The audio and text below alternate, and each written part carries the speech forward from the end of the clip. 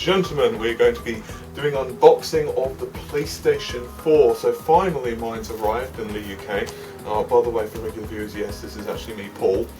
Also bought Assassin's Creed 4 on the PS4, so we can do some graphics and frame rate analysis on that later. So this has just arrived. This is the UK version, which does indeed come with Killzone. So I'll show you guys the box for a moment. I'm going to try and do some of this sitting, but I can't promise how much I'll be able to do since I've literally just got on the bloody thing. So we have to peel just a little bit of tape off here. So if I was a prepared person, I would have actually gotten scissors, but still. Okay. I'm sure that tearing was normal. Anyway, okay, I'm going to have to stand up for just a moment.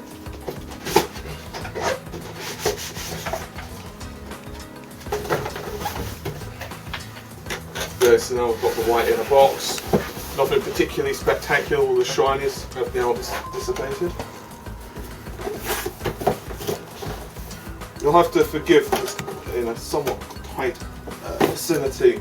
I'm just taking delivery of so much stuff, including a new chair, so I'm trying to sort all of that out.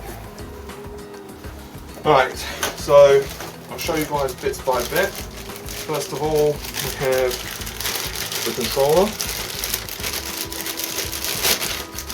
I have to say it feels very nice in the hand. I'm going to be doing some tests on this on the PC as well, so you guys can check that out. It actually smells quite lovely as well, I must confess. I love the smell of new things. Anyway, we have an owner's manual, a quick start guide rather.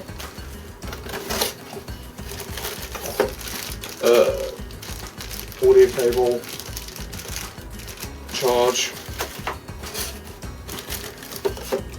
one power, which will be unravelled in just a moment, one short S HDMI.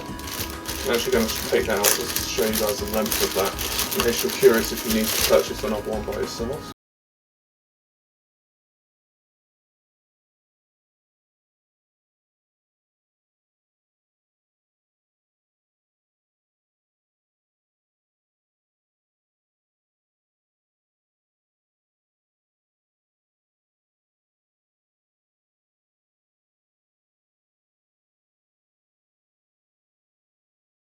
There we go. So pretty lengthy, but if you've got your system any length at all from the TV, you're probably going to have to get another one. I have heard there's some issues with HDMI on the PS4, primarily if you're using a non-Sony HDMI cable, so we'll just have to see what happens. Okay, so I'm just going to quickly see how to open this so I don't want my console going for a spin. Okay. Of course have Killzone Shadow 4, nothing particularly exciting or spectacular about that. I'll just go there. And this is the console itself. It actually feels fairly heavy. It's not super. Let's just raise down there. There we go. Alright, so this is the back of the system. Obviously optical HDMI, Ethernet if you want it. Power, of course. Front of the system, a couple of USB ports.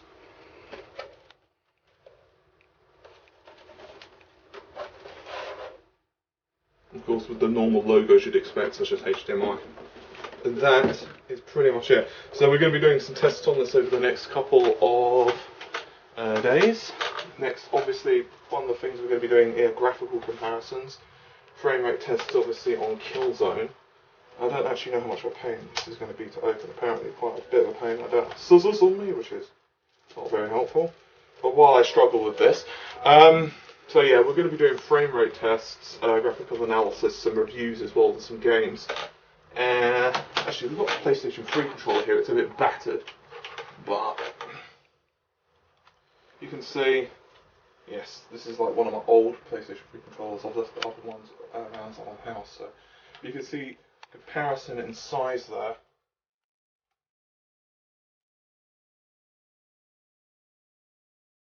So yeah, so hopefully you've enjoyed it. Obviously, System's now available pretty much throughout the UK. Unfortunately, obviously, it's still limited-ish numbers, so you're probably going to have a little bit of difficulty getting it if you've not pre-ordered, so hopefully you have. Regardless, I'll see you soon. Take care, and bye for now. So guys, we're just plugging in the system. We're not actually using the recording software at the moment, but we're just showing the system on initial setup before we plug in our recording software, so you have to excuse the flicker. So we're just going to follow this along. I'm unfortunately living in the United Kingdom, just kidding. And click OK, so let's start using your PlayStation setup. Okie dokie, skip, sounds good. Checking network environment. I've got this connected via Ethernet, so in theory we should have a pretty quick connection. Okay, I don't have a camera. London sounds about right. I'm slightly outside of London, but whatever, same time zone. Please select the date and time. That would be about the correct time. Software update. Can we just accept it? Yeah, I'm sure that's fine. Setup of your PlayStation 4 is now complete. Enjoy the world of entertainment. You have been warned. This may give you epilepsy. We do indeed have the internet browser. I'll show you guys this properly in a moment or three when I'm actually recording, but I just want to show you guys what it looks like briefly.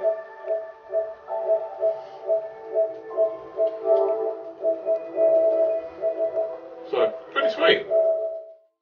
And we are actually signed into the PlayStation 4, so this is going to be a quick whirlwind tour of the UI.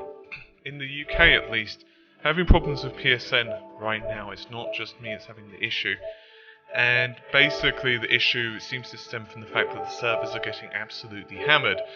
But I'm just going to show you guys the basics navigation, and we'll go into the overview. So you've got the ability to, of course, see what's new, the playroom, internet browser, TV and video. So you can, for example, in the UK at least, I'm just going to show you guys what's available. Netflix, sports, news, everything else that you'd expect. So you've got your streaming there if you so wish. You've got music and video unlimited, live from PlayStation as well as library. So launch internet browser, and then you can just do whatever the heck you want. Search for, so you can go to, for example, a website. Just, for the sake of it, just show you guys it loading and stuff. I am absolutely awfully slow on using these type of pads because I'm really used to keyboard and mouse. If I'm totally honest, you can use left analog stick to navigate, and then you can just type whatever the hell you want. So pretty simple stuff. Friends, non-online yet. I'm using a weird account because of the PSN issues. So yeah, party chat, trophies. Obviously, you can see those. The main meat, however, is under settings. So you have got user guide, and that'll load up a website, and then you can just do whatever the heck you want, which allows you to just kind of look at all the various bits and bobs if you so desire. You've got data collection and safety, which pretty much are just like announcements, so you can peruse those at your leisure. It basically tells you, don't smack people on the face, for example, because obviously they probably don't want to be smacked on the face. Shockingly and all. You've got PSN, which allows you to sign out, account information, which I'm not going to go into for obvious reasons. Privacy settings, which is probably going to take ages because of the various problems with PSN. It seems to be Europe-wide, by the way, in case you're wondering. The issue is basically that you'll try and sign in and it will not let you. You'll get to a certain percent through, and then it will pretty much take you to the beginning screen where you have to enter your ID again. Your email address and password. It is pretty rage-inducing. What I found is that if I reset my password 2 or 3 times later, I pretty much was allowed to get in. It took a hell of a long time, and it was pretty irritating, if I'm honest. You've got display notifications, so you can disable those if you so wish, which is quite nice. Login settings, pretty obvious. You can log into the PS4 automatically, should you so desire, enable face recognition, as well as passcode management.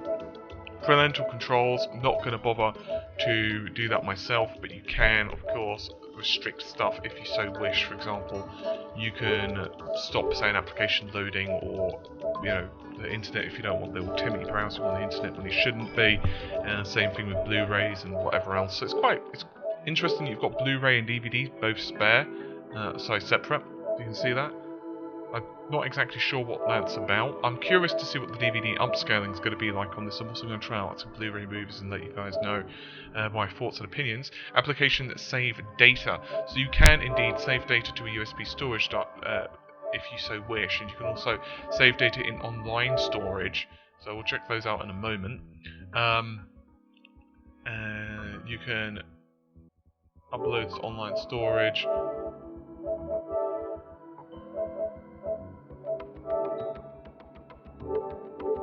Yeah, it's acting a bit funny, sorry.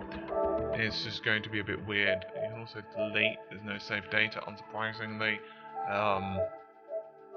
System storage management. So right now you can see this is a completely fresh PlayStation 4. There is nothing installed on it whatsoever. And, unsurprisingly, 409 gigabytes of, just actually 408, I'm sorry, of hard drive space remaining, which isn't particularly shocking.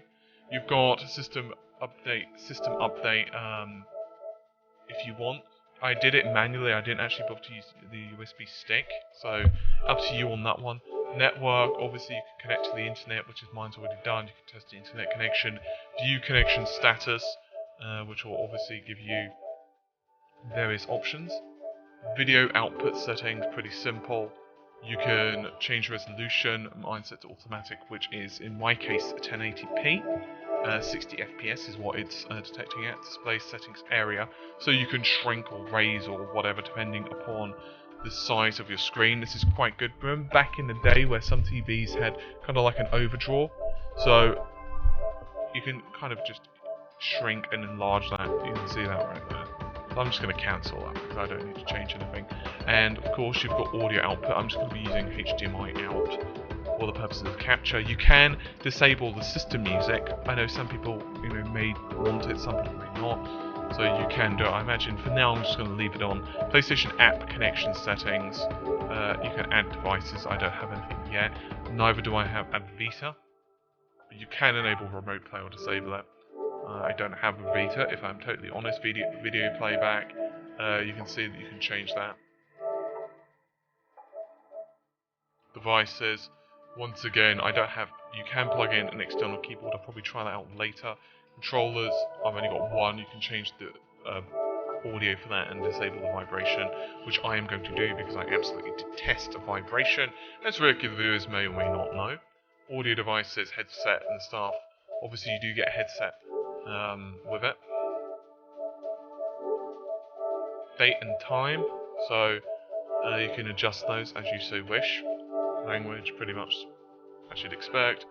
Power settings, system, which allows you to basically change system information.